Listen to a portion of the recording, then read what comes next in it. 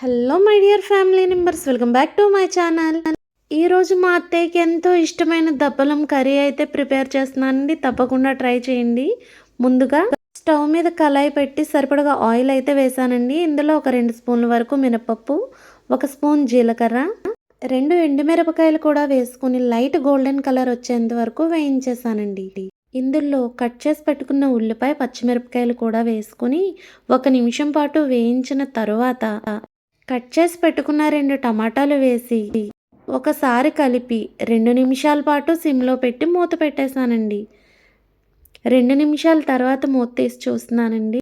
ఉల్లిపాయ, టమాటా కూడా మెత్తగా అయితే మగ్గిపోయాయండి. ఒకసారి అయితే కలిపేస్తున్నాను. ఈ విధంగా కలుపుకున్న తర్వాత కట్ చేసి పెట్టుకున్న గుమ్మడికాయ ముక్కలను అయితే వేసేసానండి. ఇవి ఈ మాత్రం సైజులో కట్ చేసుకోవాలండోయ్. అన్ని ముక్కలు వేసుకొని ఒకసారి కలిపేసి 10 నిమిషాల పాటు సిమ్లో పెట్టి మూత పెట్టేశానండి.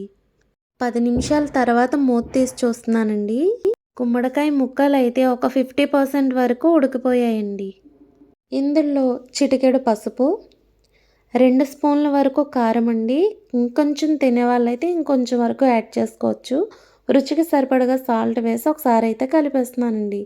ఈ విధంగా కలిపిన తర్వాత ముందుగా పక్కన పెట్టుకున్న చింతపండు పులుసు అయితే వేసేస్తున్నానండి. ముక్కలు మునిగేంత వరకు వేస్తున్నానండి. ఈ విధంగా సరిపడగా వాటర్ అయితే వేసుకొని మరొక 5 నిమిషాల పాటు సిమ్లో పెట్టి మూత పెట్టేశానండి. 5 నిమిషాల తర్వాత మూత తీసి చూస్తున్నానండి. గుమ్మడికాయ కూర గుమ్మగుమ్మలాడిపోతుందండి. ఇందులో కొంచెం బెల్లం కూడా వేసుకొని ఒకసారి అయితే కలిపేస్తున్నానండి. ఈ విధంగా కలుపుకొని మరొక 5 నిమిషాల పాటు మూత పెట్టి ఉడికిస్తున్నానండి. 5 నిమిషాల తర్వాత మూత తీస్తున్నానండి. ఒకసారి అయితే కలిపేద్దాము. ఇందులో వాటర్ క్వాంటిటీ అనేది ఇంకా కొంచెం ఎక్కువ ఉంది. ముక్కలు అయితే బాగా ఉడికిపోయాయండి. ఇందులో మసాలా అయితే వేయక్కర్లేదండి. ఇందులో ముక్క ఉడికిపోయిన వాటర్ ఇంకా ఉంది కాబట్టి కొంచెం చిక్కపడడానికి నేనైతే వరిపిండి తీసుకున్నానండి.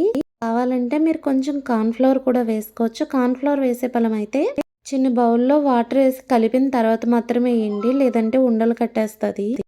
చూడండి, వరిపిండి వేసి కలిపిన తర్వాత కర్రీ అయితే చాలా థిక్గా ఉందండి. భలే థిక్నెస్తో బాగుంది, చాలా జ్యూసీగా ఉంది.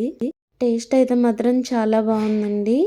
ఇంట్లో ఏ శుభకార్యాలైనా ఈ దప్పలం కర్రీ అయితే చాలా ముఖ్యంగా అయితే పెడతారండి. మీరు కూడా తప్పకుండా ట్రై చేయండి. నా వీడియో మీకు నచ్చినట్టయితే లైక్ చేయండి, షేర్ చేయండి, సబ్స్క్రైబ్ చేయండి. Thanks for watching.